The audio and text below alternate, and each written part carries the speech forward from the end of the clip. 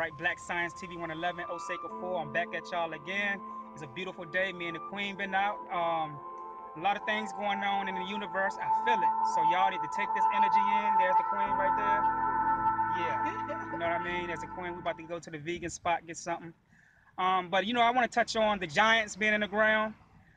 There are giants that exist, and they are on the way back. When I say giants that exist, there are physical giants that live underground.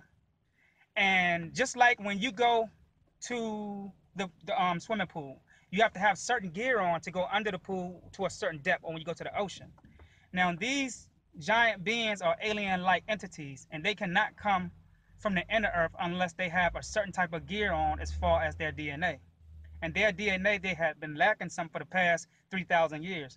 And now that gear or that DNA is now being implicated within their physiological structure, and now they will be able to come on top of the earth. This is why you see a lot of city workers in your city well up to the hours of 9 o'clock p.m. still working, because they are building elevator shafts under the ground in your city to try to go underground to try to, you know, kind of discover some of the things that they won't be able to discover, because where these giants is, they will not be able to breathe. The type of oxygen that we have on top of the earth here is not the type of oxygen they have there. So if these, especially these white crackers, if they go underground and try to go discover these things and try to be good archaeologists, what's going to happen is they're going to die.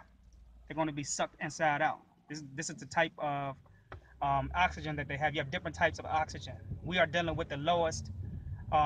We are dealing with the lowest value of oxygen when you are studying the components of hydrogen and oxygen.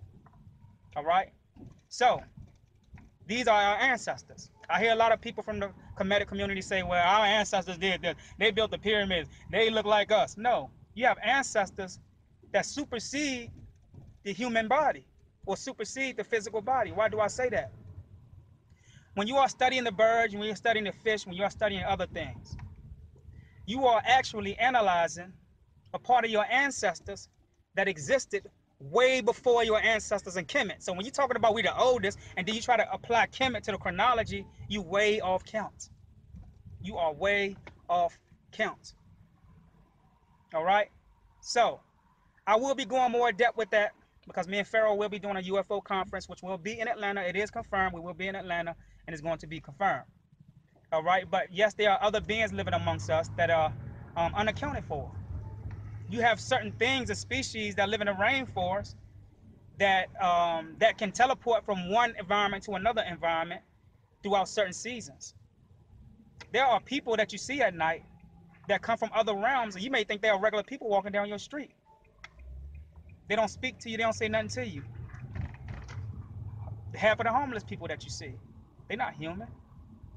You have people, you have beings out here that's melanated, that can teleport or telepath into other environments and communities and other worlds within this third dimensional realm.